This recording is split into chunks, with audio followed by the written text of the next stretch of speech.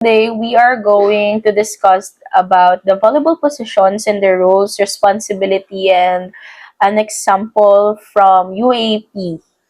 And importante din na i-discuss to para maintindihan yung volleyball positions na dahil bawat player may specific role sa loob ng court. Hindi lang pupwesto ka dahil gusto mo kung saan ka. Kasi bawat pwesto may role, may galaw para magkaroon ng system. So, next line natin is court number position. So, ang court number position ay ipapakita lang dito yung mga posisyon ng court. So, makikita niyo yung court na hati sa dalawa. Tapos, yung dalawang yon may line sa parang 1/4 nun, or 1/4 is yun yung tinatawag na pasok or sa loob, mga pwedeng tumalon, sila yan. At yung nasa back row, yung nasa labas, sila naman yung mga nasa likod, bawal sila tumalon.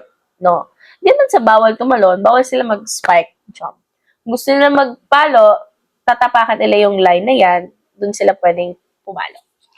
Okay. So, meron tayong 1, 2, 3, 4, 5 at 6. Yun yung kung ilan yung players na nasa loob. At kung makita natin sa right side, ito yung common na posisyon ng mga players, yung tawag, kung saan madalas na ilalagay sa setter, sa unang game. Yeah. Okay. Next slide. So, the first position is the setter. Ang setter, siya ang playmaker ng team. Kung wala ang setter, wala ang game. Ang role ng setter ay control ang flow ng game at iset ang bola para sa mga hitters or spikers. Ang main responsibility niya ay gumawa ng mga best sets for the teammates. At sa offense, kadalasan nasa harap siya near the net, sa position 1 o position 2. At sa pag-defense naman, kapag nasa likod, tumutulong siya sa receiving at digging. So, ang UAP example natin is si Gia de Guzman. Naging champion siya sa Ateneo and also won Best Setter Award sa UAAP nung mga panahon niya.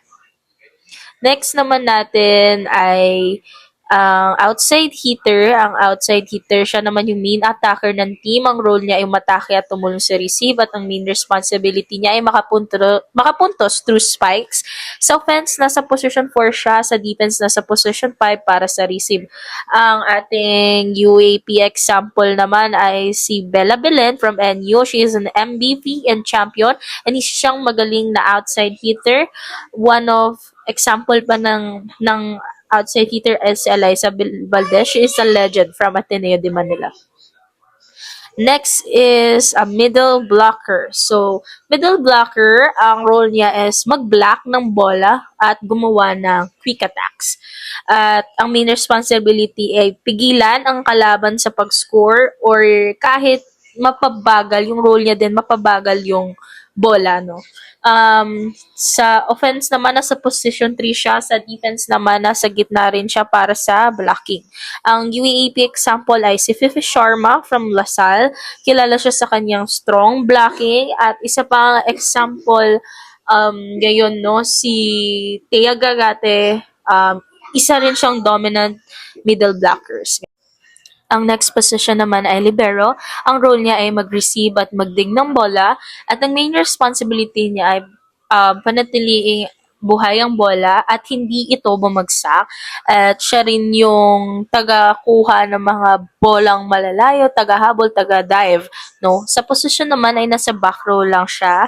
Nasa position 5, 6, at 1. Hindi siya pwedeng mag-spike or mag-block, pero pwede silang mag-set. So, ang UAP example ay si Don Macandili. She is known of the best liberos in the Philippines.